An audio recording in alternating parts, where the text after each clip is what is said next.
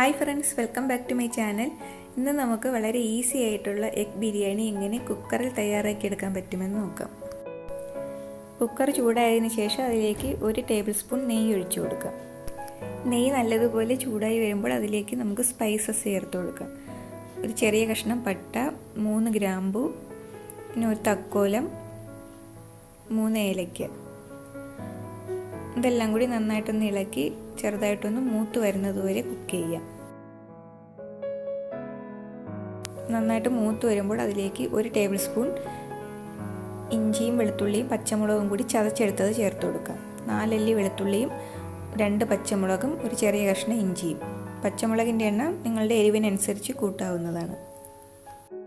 ഇത് നല്ലതുപോലെ മൂത്ത് വരുമ്പോൾ അതിലേക്ക് ചെറുതായി അരിഞ്ഞു വെച്ചിരിക്കുന്ന സവാള ചേർത്ത് കൊടുക്കാം. ഞാനിവിടെ 2 വലിയ സവാള ചെറുതായി അരിഞ്ഞെടുത്തിട്ടുണ്ട്. സവാള ചേർത്ത് നന്നായിട്ട് ഗോൾഡൻ ബ്രൗൺ ആവുന്നത് വരെ വഴറ്റിയെടുക്കാം. ഇതിലേക്ക് കുറച്ച് ഉപ്പ് കൂടി ചേർത്ത് കൊടുക്കാം. അപ്പോൾ സവാള പെട്ടെന്ന് തന്നെ വഴന്ന് കിട്ടും.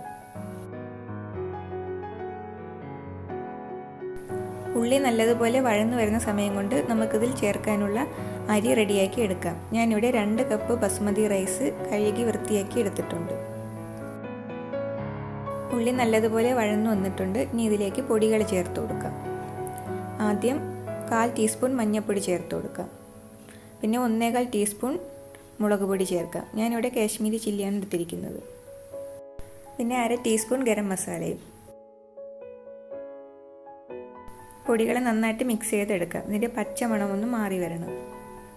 അതിനുശേഷം അതിലേക്ക് ഒരു വലിയ തക്കാളി ചെറുതായി അരിഞ്ഞത് ചേർത്ത് കൊടുക്കാം. തക്കാളി നല്ലതുപോലെ വെന്തുടഞ്ഞ് വരുന്നത് വരെ കുക്ക് ചെയ്തെടുക്കാം.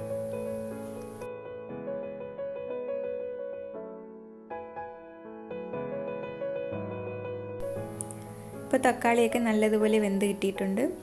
ഇനി അതിലേക്ക് 2 ടേബിൾ സ്പൂൺ തൈര് ഞാൻ നല്ലതുപോലെ അതിൻ്റെ കട്ടയൊക്കെ ഉടച്ചെടുത്തിട്ടുണ്ട്. അത് ചേർത്ത് കൊടുക്കാം. അധികം പുളിയില്ലാത്ത തൈരാണ് നല്ലത്. നന്നായിട്ട് മിക്സ് ചെയ്തെടുക്കാം. പിന്നെ അതിലേക്ക് കുറച്ച് മല്ലിയിലയും പുതിനയിലയും കൂടി ചെറുതായി അരിഞ്ഞ് ചേർത്ത് കൊടുക്കാം. മല്ലിയിലയാണ് പുതിനയിലയേക്കാൾ കൂടുതൽ അളവ് ചേർക്കേണ്ടത്. അപ്പോഴാണ് നല്ലൊരു ബിരിയാണിയുടെ ഫ്ലേവർ കിട്ടുന്നത്. നല്ലതുപോലെ മിക്സ് ചെയ്തെടുക്കാം. 2 മിനിറ്റ് കഴിഞ്ഞതിന് ശേഷം അതിലേക്ക് 3 മുട്ട ചേർത്ത് കൊടുക്കാം. മുട്ട നേരത്തെ കുക്ക് ചെയ്ത് വെച്ചേക്കണം. മുട്ടയുടെ അളവ് നിങ്ങളുടെ ഇഷ്ടത്തിനനുസരിച്ച് കൂട്ടാവുന്നതാണ്. നല്ലതുപോലെ ഒന്ന് ഇളക്കി ആ ഗ്രേവിയൊക്കെ മുട്ടയിലോട്ടൊന്ന് പിടിക്കാൻ ഒരു 2 മിനിറ്റ് ഒന്ന് വെയിറ്റ് ചെയ്യാം. അതിനുശേഷം അതിലേക്ക് 1/4 കപ്പ് തിളച്ച വെള്ളം ചേർത്ത് കൊടുക്കുക. ഗ്രേവി കുറച്ചുകൂടി ഒന്ന് ലൂസായി കിട്ടും.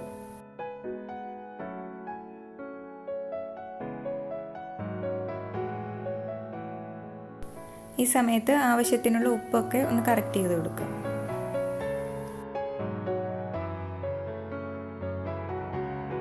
ഇനി അതിലേക്ക് 1/4 ടീസ്പൂൺ പഞ്ചസാര കൂടി ചേർത്ത് കൊടുക്കാം.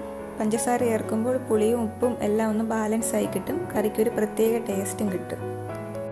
അതിനുശേഷം കുറച്ച് അണ്ടിപ്പരിപ്പ് മുന്തിരിങ്ങയും നെയ്യിൽ വറുത്ത് വെച്ചിട്ടുണ്ട്. അതും കൂടി ചേർത്ത് കൊടുക്കാം. എല്ലാം കൂടി നന്നായിട്ട് മിക്സ് ചെയ്തെടുക്കാം.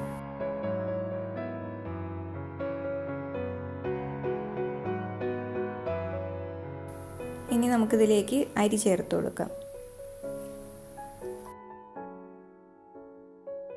ഇനി നന്നായിട്ടൊന്ന് മുട്ടയൊക്കെ ഒന്ന് പൊടിഞ്ഞു പോകാതെ ഇളക്കിയെടുക്കാം.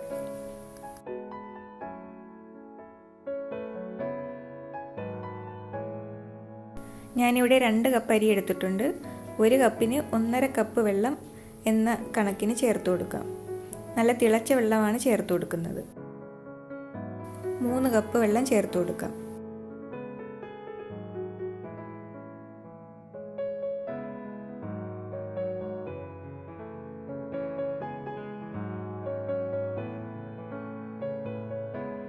ആവശ്യത്തിനുള്ള ഉപ്പും കൂടി ചേർത്ത് കൊടുക്കാം. അതിനുശേഷം നന്നായിട്ടിത് തിളച്ച് വരാനായിട്ട് വെയിറ്റ് ചെയ്യാം. നന്നായിട്ട് തിളച്ച് വന്നതിന് ശേഷം വിസിലിടാതെ അതിൻ്റെ കുക്കറിൻ്റെ അടപ്പ് അടച്ചു വയ്ക്കാം. അടച്ചു വെച്ച് 7 മിനിറ്റ് വരെ കുക്ക് ചെയ്തെടുക്കണം. 7 മിനിറ്റ് ആകുമ്പോൾ ഫ്ലെയിം ഓഫ് ചെയ്ത് സ്റ്റൗവിൽ നിന്ന് മാറ്റി വയ്ക്കാം.